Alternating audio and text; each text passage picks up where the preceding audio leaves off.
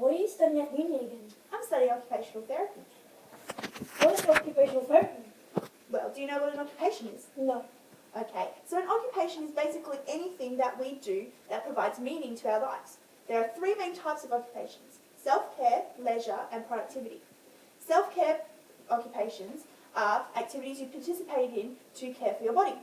So some of the self-care occupations you participate in are showering, sometimes, and eating and sleeping.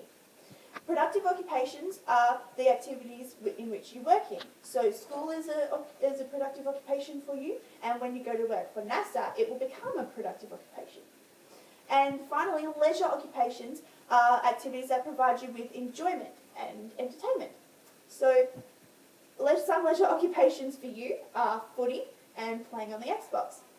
So as occupational therapists, we want to find out what occupations are meaningful to you and use occupational-based goals to help you participate in them.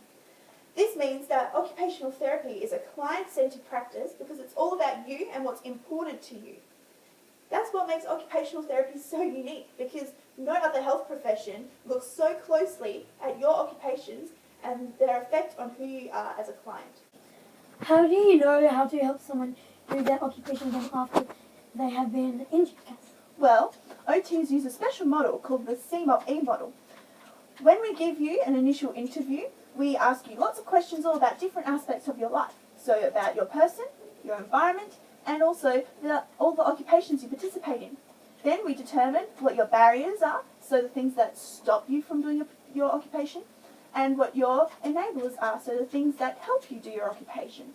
And then we sit down with you and figure out what your occupational-based goals are so that we can overcome your barriers. So Cassidy, say I had a really bad car crash and I lost a leg. Would OTs help? Yes, we would. How? Well, we would sit down with you maybe over a coffee and we would go through the CMOP-E model. And we would possibly identify that your bed is too high, say. And so we would go into your house and possibly fix the height of your bed or other environmental factors in your bedroom so that you can get into bed independently, because it's a bit hard now that you only have one leg. Or we would discover that you can't play football anymore. And so we would encourage you to participate in other ways, maybe as in a coach or by playing with a prosthetic leg maybe. And we would identify all your barriers and help you overcome them with occupational-based goals, and that's how we would help you. So where do OTs work? We work in all sorts of areas across the entire lifespan with older people, younger people, and even middle-aged people.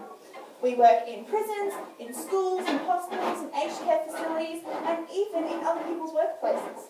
That's so interesting.